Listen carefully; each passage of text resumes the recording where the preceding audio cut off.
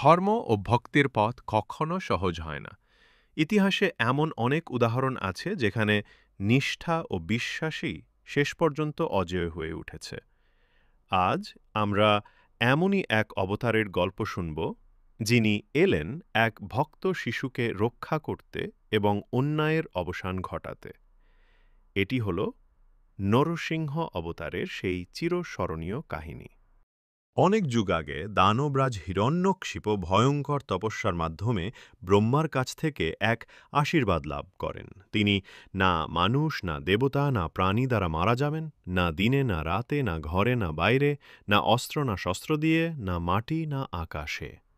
এই বর পেয়ে তিনি নিজেকে অমর ভাবতে শুরু করেন এবং নিজেকে ভগবান ঘোষণা করেন। তিনি আদেশ দেন, সবাই তাঁকে পূজা করবে, কেউ বিষ্ণুর নাম নিলে শাস্তি পাবে। কিন্তু তার পুত্র প্রহ্লাদ ছিলেন এক নিষ্ঠাবান বিষ্ণু ভক্ত। সর্বদা নরায়ণ নরায়ণ জপ করতেন। পিতার নিষেধ সত্ত্বেও তার বিশ্বাস থেকে একটুও সরেননি। হিরণ্যকশিপ ক্ষিপ্ত হয়ে প্রহ্লাদকে হত্যার চেষ্টা করেন। বিষ খাওয়ানো, হাতির পায়ে চাপা, পাহাড় থেকে ফেলে দেওয়া, কিন্তু প্রতিবারই এক অদৃশ্য শক্তি তাঁকে রক্ষা করে। একদিন হিরণ্যকশিপ প্রশ্ন করেন, তোর ঈশ্বর কোথায়? প্রহ্লাদ শান্তভাবে বলে, তিনি সর্বত্র, এই স্তম্ভেও। হিরণ্যকশিপ রেগে স্তম্ভে আঘাত করেন।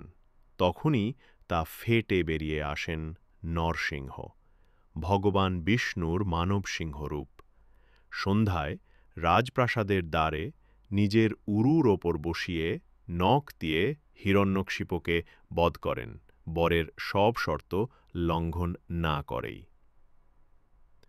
অহংকারী হিরণ্যকশিপুর অবসান হয় আর পৃথিবী মুক্তি পায়।